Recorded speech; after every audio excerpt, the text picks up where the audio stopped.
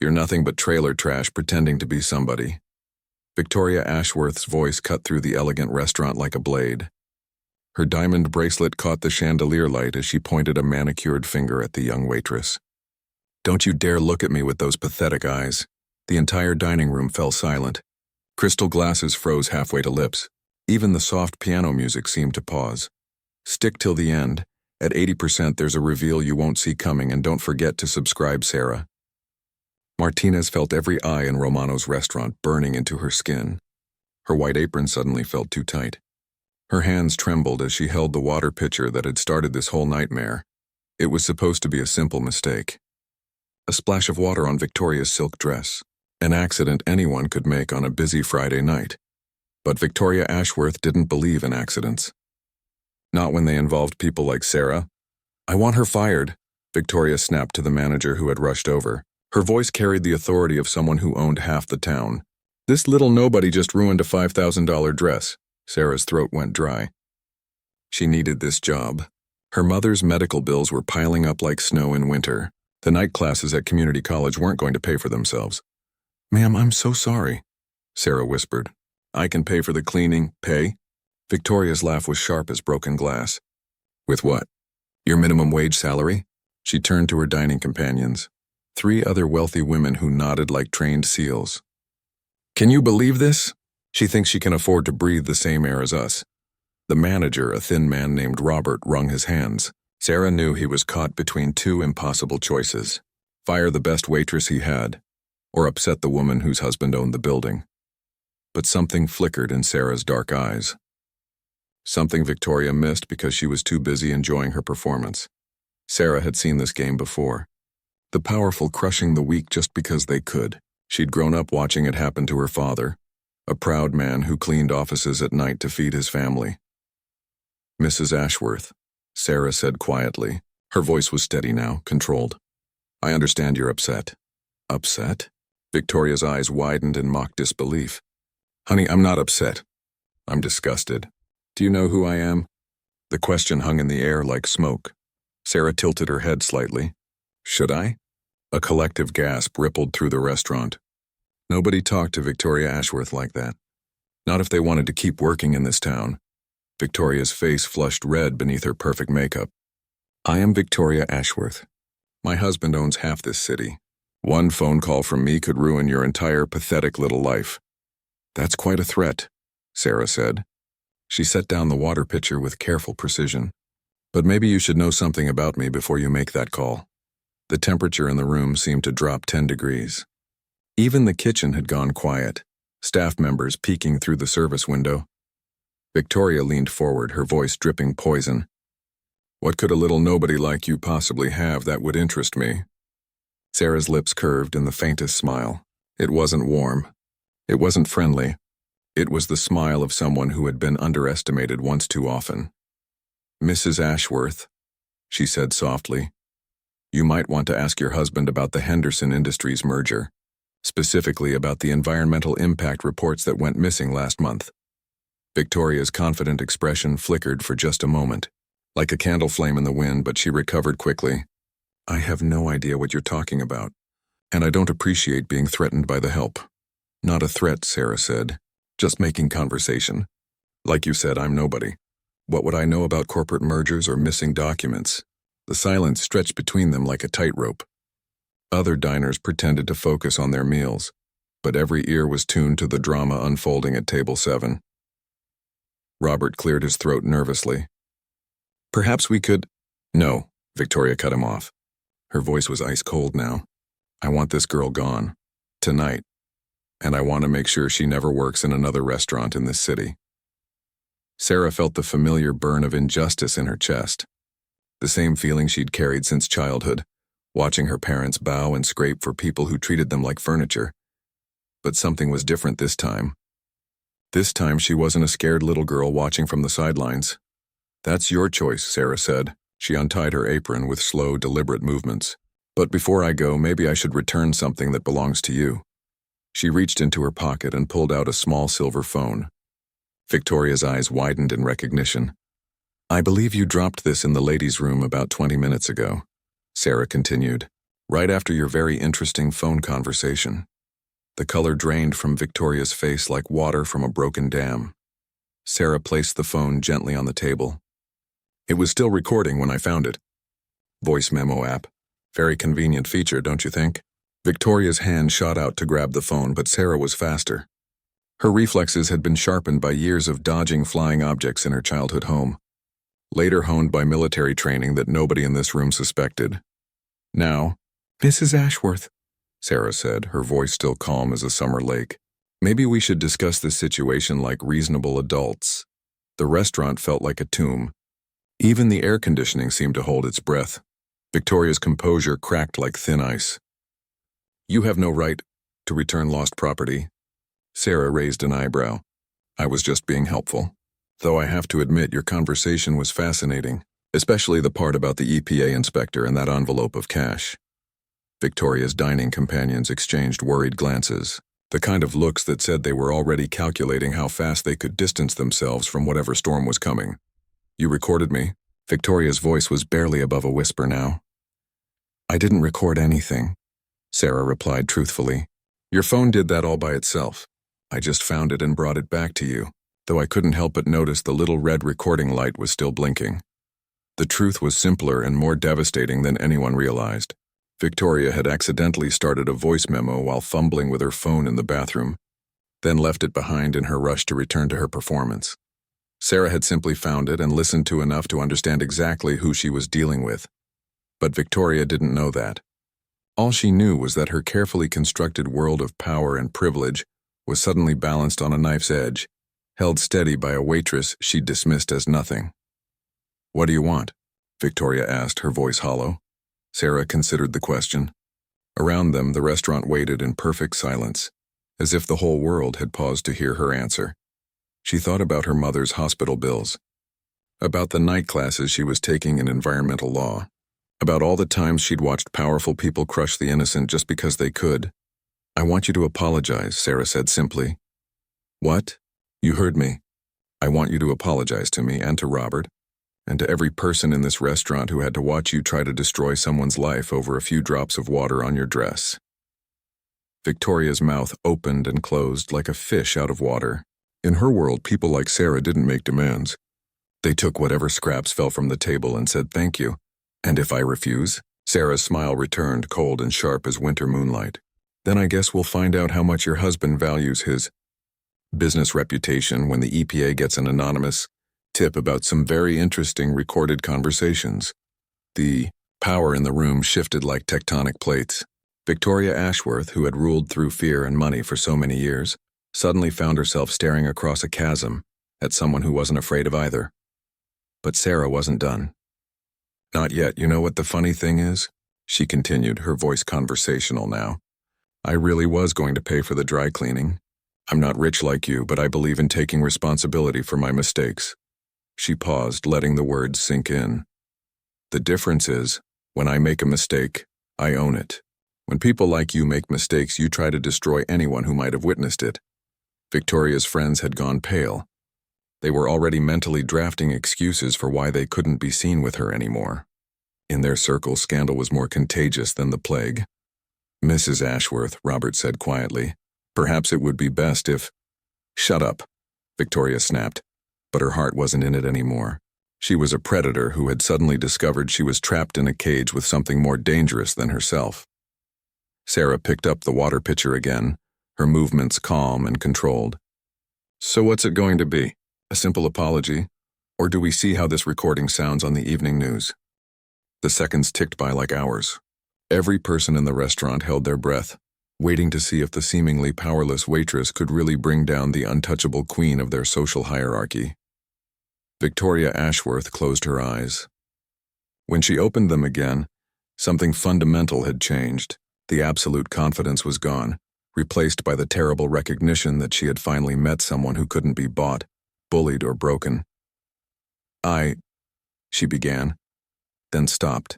The word sorry seemed to stick in her throat like a fishbone. Sarah waited, patient as stone, immovable as mountains. Around them, the elegant restaurant felt more like a courtroom now, with justice hanging in the balance and truth finally demanding its due. But just as Victoria opened her mouth to speak, the restaurant's front door burst open with a crash that made everyone jump. 3 men in dark suits strode in, their eyes scanning the room with predatory focus. The lead man spotted Victoria immediately and began walking toward their table with purposeful steps. Sarah's military training kicked in instantly.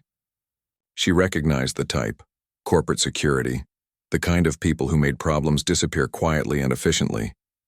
Victoria's face lit up with renewed confidence. "About time," she murmured. But Sarah noticed something Victoria didn't. The lead man wasn't looking at her with the deference of an employee.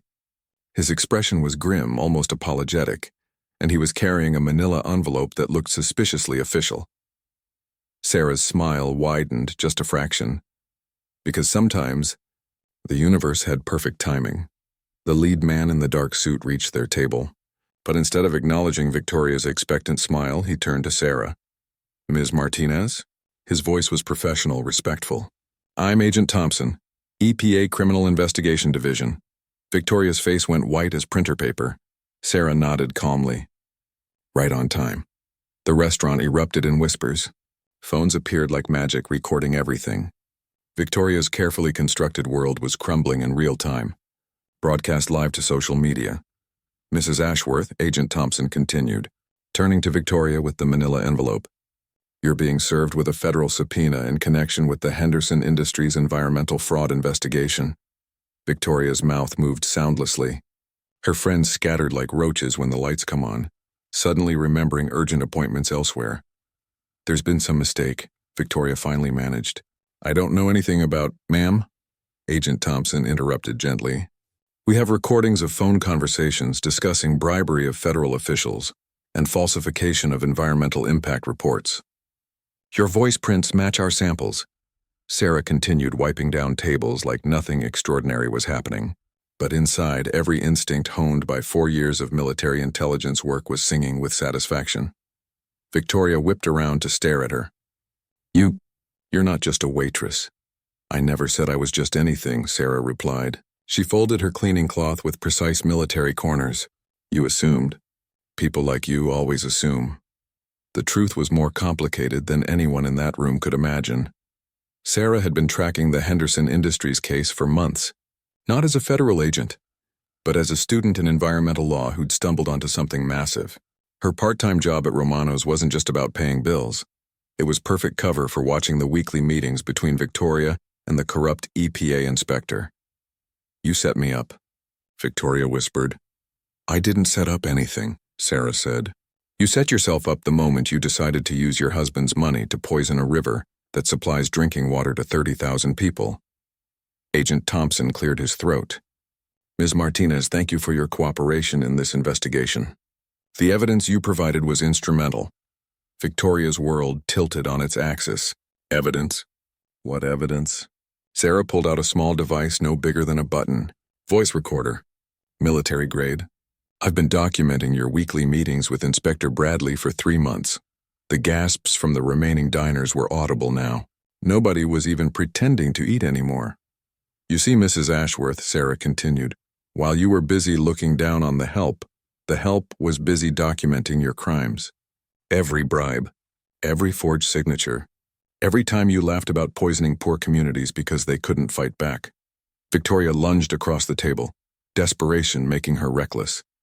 "You have no right." "I'll destroy you." Agent Thompson stepped between them. "Ma'am, I need you to calm down." But Victoria was beyond calm. Years of believing herself untouchable had left her unprepared for consequence. "Do you know who my husband is? He owns this town. He'll have your jobs." "About that," Agent Thompson said quietly. "Your husband is currently in federal custody. He was arrested an hour ago at your home."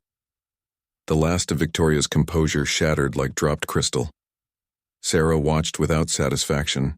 There was no joy in watching someone's life implode, even someone who deserved it. But there was deep, bone-deep relief that justice was finally coming for the people who'd been poisoned, while Victoria counted her money. "The children's cancer cluster near the Henderson plant," Sarah said softly. "Did you ever think about them when you were cashing those checks?" Victoria's face crumpled. For the first time since this whole confrontation began, she looked human, broken. Lost. I didn't know, she whispered. You did know, Sarah corrected. You just didn't care. There's a difference. Agent Thompson was speaking quietly into his radio. More agents were coming. Victoria's night was about to get much worse, but Sarah's attention was caught by movement near the kitchen. Robert, the restaurant manager, was approaching with something in his hands. Miss Martinez, he said formally, I believe this belongs to you. He held out a folded piece of paper. Sarah opened it carefully, already knowing what she'd find, her law school acceptance letter. The one that had arrived at the restaurant because she'd been working so many hours she'd used it as her mailing address. Full scholarship to Georgetown, Robert announced loudly enough for the entire restaurant to hear. Environmental law program, starting next fall. The remaining diners broke into spontaneous applause. Victoria stared at the letter like it was written in a foreign language. Georgetown? She repeated numbly. Turns out, Sarah said, folding the letter carefully, when you grow up poor, you learn to work twice as hard for half as much. Some of us use that work ethic for good. She looked directly at Victoria, no hatred in her eyes now, just exhaustion. The bone-deep tiredness of someone who'd carried the weight of injustice for too long. I'm not your enemy, Mrs. Ashworth. I'm just someone who believes that money shouldn't buy you the right to poison children. Victoria was crying now, mascara running in dark rivers down her cheeks. What happens now? Agent Thompson answered her. Now you come with us. Your cooperation in the investigation might be taken into consideration during sentencing. As they led Victoria away, she turned back one last time. Why? She asked Sarah. Why didn't you just take the money? We could have made you rich. Sarah considered the question seriously. Around them, the restaurant was slowly returning to life. Conversations resuming. Life moving forward. Because, she said finally, I've been rich before. When my father came home from cleaning offices all night and still had energy to help me with my homework. When my mother sold her wedding ring to pay for my college application fees. That kind of rich doesn't show up in bank accounts. Victoria nodded slowly as if she was beginning to understand something she'd never encountered before. I'm sorry, she said. The words came out cracked and broken, but they were real. Not because I got caught, because I forgot what it meant to be human. Sarah felt something ease in her chest. Not forgiveness, that would take time, but recognition that even the worst people could sometimes remember who they used to be. It's not too late, Sarah said. You could help us find the other companies. Help us make this right. Victoria straightened her shoulders slightly. For just a moment, she looked like someone who might once have been worth saving. I'll think about it, she said. Then Agent Thompson was guiding her toward the door, and Victoria Ashworth walked out of Romano's restaurant in handcuffs, leaving behind the ruins of the empire she'd built on other people's suffering. Sarah picked up the water pitcher again and continued her work. There were still tables to clear, customers to serve, and a life to build one honest day at a time. But as she worked, she couldn't shake the feeling that something else was coming. Something the agents hadn't told her. Something that would change everything she thought she knew about this case. And she was right. Because in the parking lot outside Romano's, Agent Thompson was speaking quietly into his phone. Phase 1 complete, he said. The wife is in custody. But sir, about Ms. Martinez, I think there's something you should know. She's not just a law student working as a waitress. I ran her background check again, and there are some discrepancies in her military record that don't add up. He paused, listening to the voice on the other end. Yes, sir. I'll keep monitoring the situation. But I have a feeling Ms. Martinez knows a lot more about this case than she's letting on. Inside the restaurant, Sarah felt the familiar tingle at the base of her neck that had kept her alive through 2 tours of duty. Someone was watching her. She turned slowly, scanning the room, but saw only relieved diners returning to their meals and staff members whispering excitedly about the night's events. But the feeling persisted, and in the back of her mind, a voice that sounded suspiciously like her old commanding officer whispered a warning. Just because you won this battle doesn't mean the war is over. Sarah Martinez had thought this was the end of the story. She was about to discover it was only the beginning. Sarah was restocking napkin dispensers when the second shoe dropped. Woman in an expensive suit entered Romano's at exactly midnight, just as the last customers were leaving. She moved with the fluid grace of someone accustomed to danger, her eyes scanning the room like a predator evaluating territory. Ms. Martinez, she said, approaching the counter. I'm Director Catherine Walsh, Department of Justice. We need to talk. Sarah didn't look up from her work. Restaurant's closed. Come back tomorrow. This can't wait. Walsh placed a photograph on the counter. Do you recognize this man? Sarah glanced down and felt her blood turn to ice water.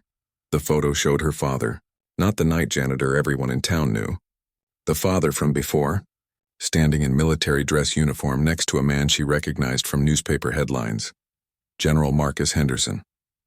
The same Henderson whose company Victoria had been helping to cover up environmental crimes. Where did you get this? Sarah's voice was barely a whisper. Your father never told you, did he? Walsh's tone was gentler now.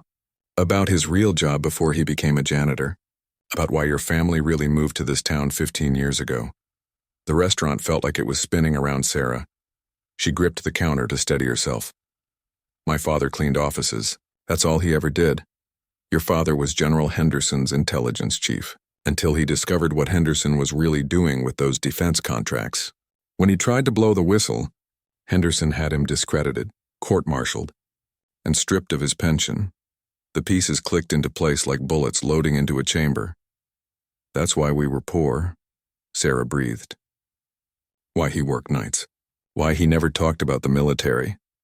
And why, Walsh continued, when you started investigating Henderson Industries, certain people got very nervous. They think you're following in your father's footsteps. They think he told you things. Sarah's mind was racing. Everything she'd thought she knew about her life was crumbling like a house of cards, did he? Walsh pressed. Tell you things? No. The word came out stronger than Sarah felt. He never told me anything. He just said the past was buried and we should focus on building something better. But even as she said it, Sarah remembered things.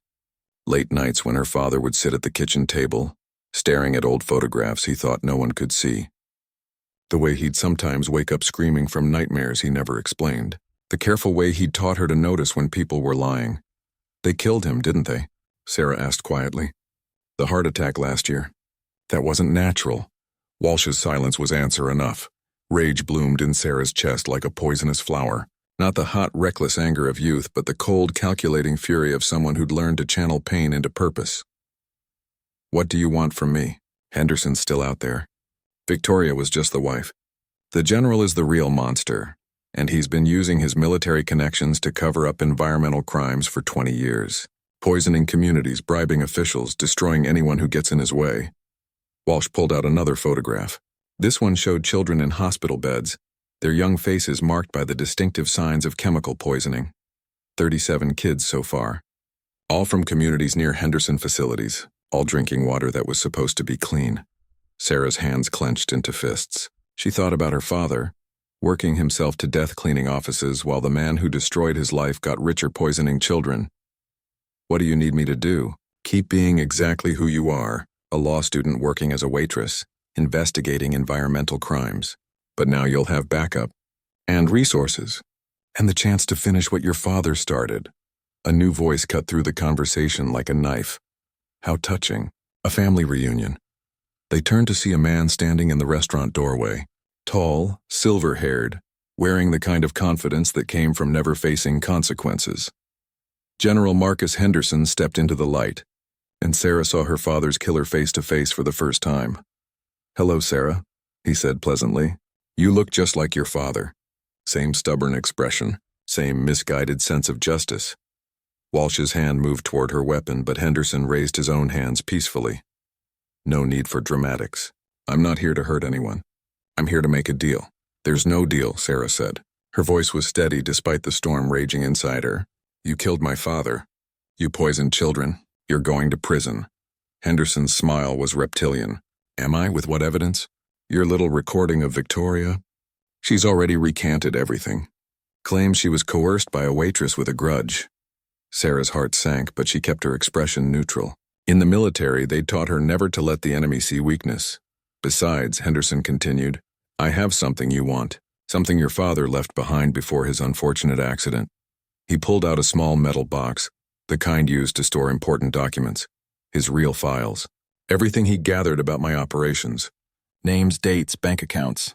Enough evidence to bring down not just me, but the entire network of corrupt officials we've been working with.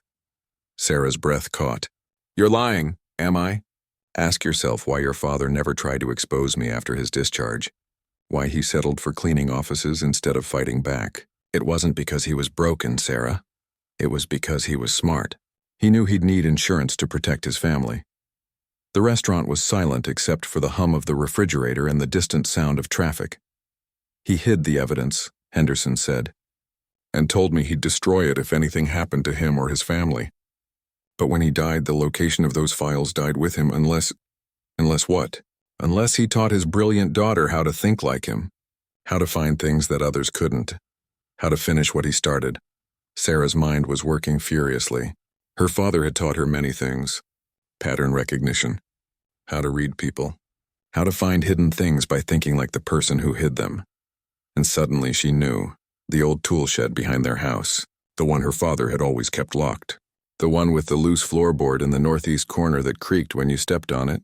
She'd found it as a child playing hide and seek. But there had been nothing underneath except dirt and spiders, or so she'd thought. I know where they are, she said quietly. Henderson's eyes lit up with greedy fire. Excellent. Here's my offer. You retrieve the files, give them to me, and I disappear forever. New identity, new country, new life. The poisoning stops, the children get medical care, and everyone moves on. And if I refuse, then I start eliminating the people you care about. Your law school professors, your fellow students, your mother's doctors. One by one until you change your mind. Walsh stepped forward. That's enough. You're under arrest for, am I? Henderson pulled out his phone and showed them the screen. One button, and 3 different hit teams receive your current location. Government badges don't make you bulletproof. Director Walsh. Sarah looked at the 2 adults who were supposed to protect her, both frozen by the reality of Henderson's power, and made a decision that would have made her father proud. I'll get your files, she said, but I want something in return. You're not in a position to negotiate, aren't I? Sarah's smile was cold as winter starlight. You need me to find those files. Without me, you're just an old man running from ghosts. With me, you get what you want and disappear forever. Henderson considered this. What do you want? Victoria. Full immunity. She cooperates with the investigation, testifies against everyone else in your network, and then she gets to rebuild her life. Why would you care about— Because, Sarah interrupted. My father taught me that mercy is what separates the good guys from the monsters. Victoria was weak and greedy, but she's not evil like you. She gets a second chance. Henderson laughed, but there was no humor in it. Fine, Victoria gets immunity. Now let's go get those files. Not yet. Sarah pulled out her phone and began typing rapidly. First, I'm sending a message to every major news outlet in the country. If I don't send a follow-up message in exactly 2 hours, they publish everything I know about Henderson Industries. You're bluffing. Try me. Sarah hit send and showed him the screen. 2 hours, General. And if anything happens to Director Walsh or anyone else I care about, the story goes live immediately. For the first time since he'd entered the restaurant, Henderson looked genuinely concerned. You're more like your father than I thought. You have no idea, Sarah replied. And she was right. Because what neither Henderson nor Walsh knew was that Sarah had been one step ahead of them all along. The real files weren't in her father's tool shed. They were in a safety deposit box at First National Bank, along with a letter explaining everything. Sarah's father had taught her the location using a code hidden in bedtime stories he'd told her as a child. She'd retrieved them 3 days ago, right after Victoria's first arrest. The files Henderson was about to die trying to obtain were already in the hands of the FBI, the EPA, and 3 different news organizations. But she needed Henderson to believe he was in control just long enough for the trap to close. Her phone buzzed with a text message. Assets in position. Ready when you are. Agent Thompson. Sarah looked at Henderson, this man who had destroyed her father and poisoned children for profit and felt nothing but pity. Let's go get your files, General. You've waited long enough. As they walked toward the door, Sarah caught Walsh's eye and nodded almost imperceptibly. The director smiled and began counting down from 10 on her fingers where Henderson couldn't see. When she reached 0, the restaurant windows exploded inward as FBI tactical teams breached from 3 directions simultaneously. Henderson spun toward Sarah. rage and betrayal twisting his features. "You lying little—" "I learned from the best," Sarah said calmly as Henderson was tackled to the ground by agents in tactical gear. "My father taught me that sometimes the only way to catch a monster is to let them think they're still the hunter." Agent Thompson appeared at her elbow, grinning broadly. "Outstanding work, Ms. Martinez, though I have to ask, were you ever actually in danger or was this whole thing planned from the beginning?" Sarah smiled, thinking of her father and all the lessons he'd taught her without either of them realizing it. "The best battles are won before they're fought." That's what he used to say. And the best justice comes not from revenge, but from making sure the innocent are protected. As Henderson was led away in handcuffs shouting threats and curses, Sarah felt a weight lift from her shoulders that she'd been carrying for 15 years. Her father was finally avenged.